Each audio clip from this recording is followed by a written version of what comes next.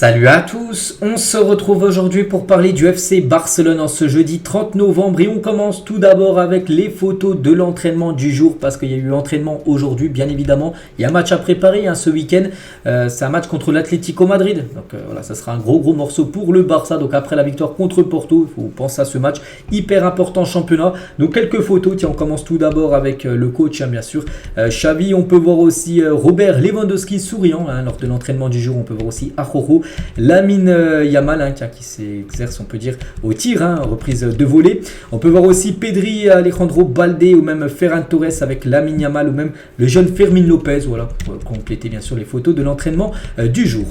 On revient les gars sur le match contre Porto et la magnifique déclaration quand même de Cancelo, n'oubliez pas, élu homme du match, lors du match contre Porto, un but, une passe D. Et par rapport à Frenkie de Jong, il a mis un beau message par rapport au néerlandais, il a dit tous mes coéquipiers ont fait un grand match, mais je veux dire quelque chose sur Frenkie de Jong, c'est l'un des meilleurs joueurs que j'ai jamais vu à ce poste, au poste de milieu de terrain. Chaque fois qu'il joue, il fait une énorme différence, nous sommes heureux qu'il soit de retour, pourtant il a quand même joué au Bayern, il a joué du côté de Manchester City où il y a aussi des très grands milieux de terrain, mais pour lui quasiment le meilleur avec qui il a joué.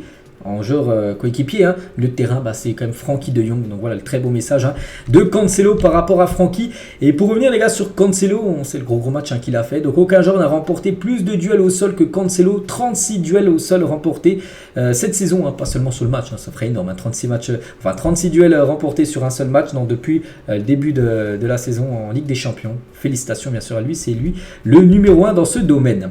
Et toujours avec lui, tiens, regardez par exemple les notes des joueurs du FC Barcelone par rapport au match contre Porto. Donc tout le monde a quasiment la moyenne à part Lewandowski qui a une note de 6.3, mais sinon il a la moyenne mais une note en orange par rapport à tout le monde quasiment du vert, et Cancelo note en bleu, c'est-à-dire la plus haute note tout simplement du match.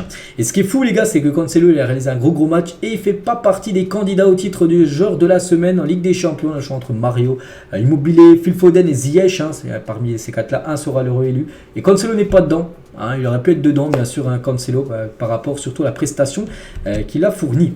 Toujours avec Cancelo, parce qu'aujourd'hui, c'est le jour de Cancelo, on peut dire, regardez, il fait la une également aujourd'hui du journal Mundo Deportivo, Prioridad Cancelo, en gros, voilà, c'est une priorité du côté du Barça, c'est d'acheter Cancelo l'été prochain. N'oubliez pas qu'il appartient actuellement à Manchester City, il est prêté du côté du club Blaugrana, donc le Barça a déjà décidé de signer Cancelo de façon permanente, en gros de l'avoir à 100%.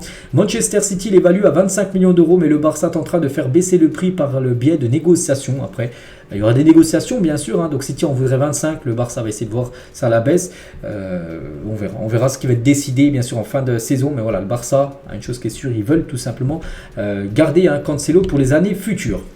Et toujours avec lui, parce qu'il y a pas mal d'infos, surtout après son gros match avant-hier. Donc les préparateurs physiques de Cancelo, est un animal compétitif, il ne se fatigue jamais, c'est un vrai athlète. C'est vrai que sur le terrain, il court beaucoup. Et vu qu'il joue défenseur droit, il doit faire souvent les allers-retours, porter le danger en attaque, puis revenir à sa tâche prioritaire, défendre, parce que c'est un défenseur droit, défense. Donc voilà, il fait beaucoup des allers-retours. Et voilà, ses préparateurs physiques disent qu'en gros, il ne se fatigue jamais. Il a le coffre vraiment pour faire les rencontres entières et être énorme sur le terrain par rapport aux kilomètres parcourus. On va parler de Jules Koundé, prend beaucoup de risques, ce qui entraîne parfois des pertes de balles, mais Xavi veut prendre ce risque, car il casse souvent les lignes de pression de l'adversaire. C'est vrai que des fois Koundé prend le ballon et il essaie de casser des lignes, donc il prend des risques, parce que s'il perd le ballon, en gros c'est contre-attaque, puis ça peut amener une grosse occasion pour l'équipe adverse, mais Xavi lui demande de casser ses lignes, de prendre ce risque-là. Donc par exemple hier, c'était avant-hier maintenant, Koundé s'est débarrassé de la pression de Porto avec une passe à Pedri qui a ensuite aidé Cancelo pour le premier but. Donc voilà, ce que demande Xavi par rapport au joueur Jules Koundé. Le Barça a remporté ses 3 matchs à domicile en phase de groupe de Ligue des Champions. Pas mal, c'est avec 3 matchs, 3 victoires à domicile, carton plein. Donc les Catalans ont battu Porto 5 fois sur 5 dans l'histoire. C'était la 5e confrontation et à chaque fois le Barça s'est imposé contre l'équipe portugaise de Porto. On continue les gars, on continue avec les équipes qualifiées. Donc le Barça, on sait déjà qu'ils sont qualifiés. Regardez pour l'instant les 11 autres équipes qualifiées pour les 8e de finale. Donc il y a peut-être là pour l'instant l'adversaire du Barça pour les 8e, ou peut-être une autre équipe, parce qu'il reste encore 4 équipes à être désignées, mais pas que le tirage au sort se fera après la dernière journée. Donc là, la dernière journée, c'est dans la 6e journée, je vous parle, hein, ça sera dans 2 semaines et le vendredi, hein, ça sera le tirage au sort, on connaîtra l'adversaire du Barça pour les 8e de finale. On va féliciter le PSV, le PSV qui a obtenu sa qualif. Hein. Pourquoi on félicite le PSV alors qu'on parle du Barça? Parce qu'en gros, il y a 2 anciens joueurs, Sergino Dest et Luc de Jong, 2 anciens Blaugrana. Ils se sont qualifiés avec leur équipe du PSV. Ils se sont imposés du côté de l'Espagne, du côté de Séville. Ils ont gagné 3-2 hier. Dimanche, les gars, donc Joao Félix rencontre l'Atlético Madrid, son club. Il appartient toujours à l'Atlético, il est prêté au Barça. Donc retour pour lui du côté de l'Atlético. Je ne me souviens plus si c'est à Madrid ou si c'est à Barcelone. Je crois que ça doit être plutôt du côté de l'Atlético ce match. Donc voilà, Félix a un retour bien sûr du côté de son ancien club où ça se passait pas super bien avant de quitter le club. N'oubliez pas qu'il était sifflé, insulté par les supporters colchoneros. La une du journal Sport aujourd'hui, donc Juan Laporta, j'aime beaucoup tout simplement par rapport à ce gros gâteau. On peut voir et 124, donc c'est quoi? C'est ce que je vous ai dit hier, c'est c'était hier. Le 29 novembre, c'était l'anniversaire du FC Barcelone, 124 ans d'anniversaire. Le club a été créé le 29 novembre 1899, donc c'est pour ça que ça fait la une un peu par rapport à cet anniversaire. L'année prochaine, en plus, ça sera les 125 ans. 125, c'est un peu un chiffre symbolique, donc il se passera peut-être un événement l'été prochain, on verra. Et Suarez, sur Instagram, joyeux anniversaire FC Barcelone, voilà ce qu'il a pu mettre, l'ancien attaquant bien sûr du Barça, sur son compte Instagram. Et par rapport à cet anniversaire, on a appris les gars, une petite info les gars, que le Barça aura un nouvel hymne, vous savez l'hymne du Barça, donc comprenant les mêmes paroles, il y aura les mêmes paroles mais un changement de musique, voilà. C'est ce qui s'est dit, donc je ne sais pas si ça sera l'année prochaine pour les 125 ans du club, mais il devrait avoir un nouvel hymne du FC Barcelone très prochainement. Et toujours sur cette fête d'anniversaire du club, du FC Barcelone, donc Laporta était bien sûr présent.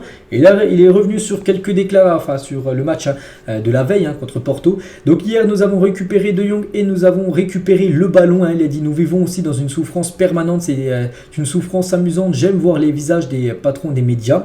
J'étais heureux pour Xavi, il le mérite. Il a dû surmonter des situations difficiles avec des joueurs blessés. Il y avait beaucoup de joie de voir les buts de Ro et avec Francky, nous sommes imbattables.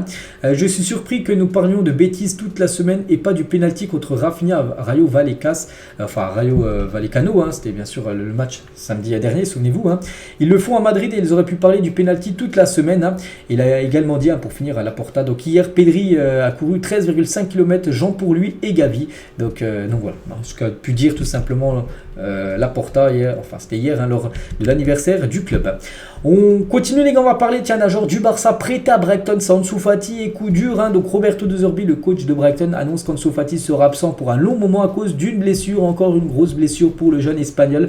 On sait déjà qu'il a été blessé souvent les années précédentes quand il était du côté du Barça et il est blessé de nouveau. On lui souhaite déjà un bon rétablissement. Il est normalement absent pendant 3 mois, donc décembre, janvier et février, devrait revenir quasiment début mars. Ansu Fati, on lui souhaite bien sûr un très bon rétablissement.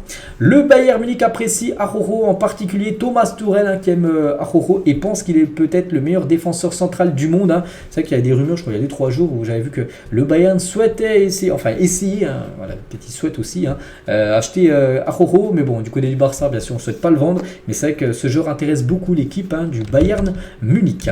Il y a 3 ans, jour pour jour, Messi rendait hommage à Maradona avec une célébration historique, souvenez-vous, il avait même enlevé son maillot.